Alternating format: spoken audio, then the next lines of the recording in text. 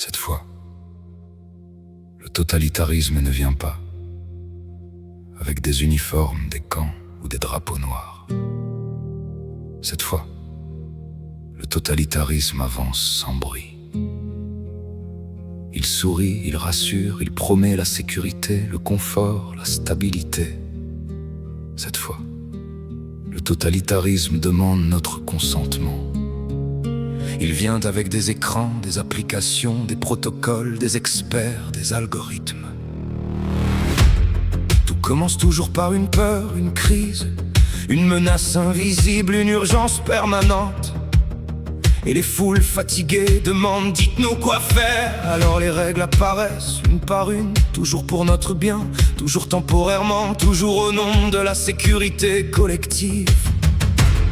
Mais les mesures provisoires deviennent permanentes et les libertés deviennent conditionnelles. On échange un peu de liberté pour un peu de sécurité, puis encore un peu, jusqu'au jour où l'on découvre qu'on ne sait plus vivre libre. C'est une tyrannie sans visage, sans roi, sans Dieu, sans frontières. Une machine immense qui avance toute seule et transforme les hommes en rouages silencieux. Une tyrannie sans visage, numérique, froide, automatique. Une prison invisible, construite avec notre consentement. Les écrans parlent jour et nuit, les mêmes mots, les mêmes peurs, les mêmes chiffres répétés sans fin. Et plus un récit est répété, plus il devient réel. Même quand chacun sent au fond de lui que quelque chose sonne faux. Les gens n'osent plus parler par peur d'être exclus, signalés, ridiculisés, effacés socialement. Alors le silence grandit et le mensonge devient collectif. Les slogans remplacent la pensée, les émotions remplacent la vérité. Les foules finissent par croire que répéter ensemble est plus important que comprendre. Le voisin surveille le voisin, le collègue surveille le collègue. Les familles se divisent, les amis disparaissent parce que le groupe devient plus important que la vérité. C'est une tyrannie sans visage qui entre partout, dans les pensées, dans les peurs, dans les familles, dans les conversations.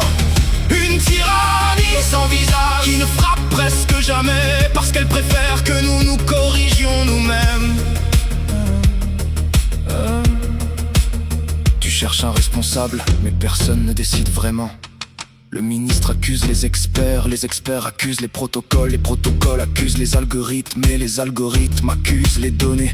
Tout le monde obéit, mais personne n'est responsable. Des règles partout, des validations partout, des autorisations pour tout, des mots interdits, des opinions surveillées, des comportements corrigés. Une tyrannie sans tyran, un labyrinthe administratif où chacun devient gardien d'un système qu'il ne comprend plus. Et pendant ce temps, les machines apprennent nos habitudes, nos désirs, nos opinions, nos colères, nos faiblesses. Elles savent ce qui nous fait peur, ce qui nous fait obéir, ce qui nous divise et ce qui contrôle les récits. Contrôle peu à peu les émotions, puis les comportements, puis la réalité elle-même. Les machines calculent, optimisent, classent, prévoient, corrigent, mais elles ne savent pas ce qu'est un être humain. Le vrai danger commence quand les hommes oublient ce qu'est un être humain.